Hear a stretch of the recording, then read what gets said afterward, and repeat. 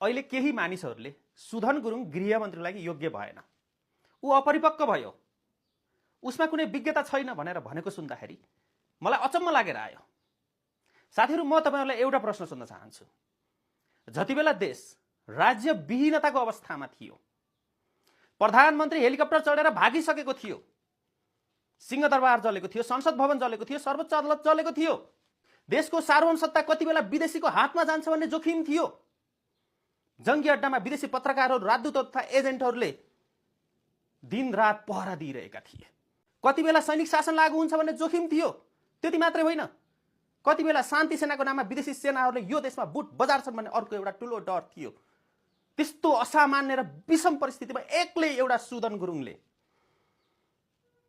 नेतृत्व गरेर सुरक्षित अवतरण गरेर यो देशलाई आजको यो अवस्थासम्म ल्याउन सक्छ भने त्यो सुधन गुरुङले के गृह मन्त्रालय चलाउन सक्दैन? किन सक्दैन? धेरैले भनेको सुनियो, सुधन गुरुङमा गृह मन्त्रालय चलाउने विज्ञता छैन, अनुभव छैन भनेर। के अनुभव मान्छेले जन्मिँदै लिएर आउने हो? एकपटक बनिसकेपछि पो अनुभव आउने हो। अनि विज्ञताको कुरा पनि गर्छन् साथीहरूले। ए साथीहरू, गृह मन्त्रालयमा सुधन गुरुङलाई कस्तो कस्तो विज्ञ व्यक्तिहरू चाहिन्छन् त्यो टिम उनले बनाउन सक्छन्। तपाईहरुलाई प्रशासनिक विज्ञता चाहिएको भने गृह मन्त्रालयमा सचिव हुन्छन्, उपसचिव हुन्छन्, लगायत कर्मचारीहरूको ठूलो जम्बो टोली हुन्छ। के उनीहरूले सुधन गुरुङलाई साथ दिन सक्दैनन्?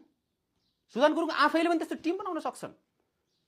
त्यसैगरी अर्को कुरा, तपाईहरुले गर्नुभएको कानुनको विज्ञता अरे होइन, कानुनको विज्ञता भयो कि सोभिता गौतम कानुन मन्त्री छन्, उनले साथ दिँदैनन् र कानुनका विज्ञहरूलाई सुधन गुरुङले आफ्नो टिममा जम्मा गर्न सक्दैनन्। त्यो बाहेक गृह मन्त्रालयको अर्को काम भनेको शान्ति तथा सुरक्षा हो। शान्ति तथा सुरक्षामा नेपाल प्रहरीले सहयोग गर्न सक्दैन, नेपाल आर्मीले सहयोग गर्न सक्दैन, सशस्त्रले सहयोग गर्दैन। त्यहाँ त एउटा चेन अफ कमान्ड हुन्छ, तालुकदार मन्त्री उनी होलान्, तर त्यो एउटा सिस्टमले चल्छ। किन चलाउन सक्दैनन् उनले? भन्नेले त जे पनि भन्छन्। पहिला बालेन्द्र शाहले काठमाडौँको मेयर पद जित्दाखेरि पनि त्यसै भन्थे, त्यो जाबो ट्यापे, त्यो जाबो बच्चा, कार्यपालिकामा उसको बहुमत त छैन, सबै कांग्रेस एमालेको मात्रै छ, त्यसले के गर्न सक्छ र भन्थे। गरेर देखाइदियो त। अहिले त्यही काठमाडौँमा गरेर देखाएको कारणले देशको प्रधानमन्त्री बने बालेन्द्र शाह भने सुधन गुरुङले गर्न नसक्ने भन्ने कुरा छ। अनि अर्को कुरा, जेनजी आन्दोलनको स्वामित्व सुधन गुरुङले जति अरू कसैले लिन सक्छ?